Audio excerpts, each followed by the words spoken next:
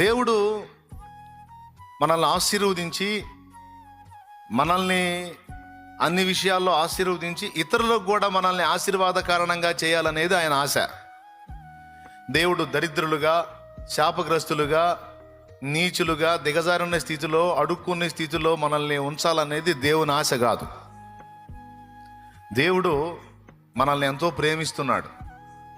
దేవుడు మనల్ని ఆశీర్వదించబడిన వారుగా ఉండుటకు పిలిచాడు, కానీ శాపగ్రస్తులుగా ఉండటానికి పిలవలా. ఓకే, 10 మందికి మనం చెయ్యి పిడికిలి విప్పి హెల్ప్ చేసే స్థితిలో మనల్ని ఉంచాలనే దేవుడు కోరుకున్నాడు, కానీ 10 మందికి చేతులు చాపే స్థితిలో మనం ఉంచబడాలని దేవుడు అనుకోవాలా. అయితే దేవుడు మనల్ని ఆశీర్వదించడానికి, ఇతరులకు కూడా మనల్ని ఆశీర్వాద కారణంగా చేయటానికి అడ్డుపడే లక్షణాలు కొన్ని మన దగ్గర ఉంటాయి.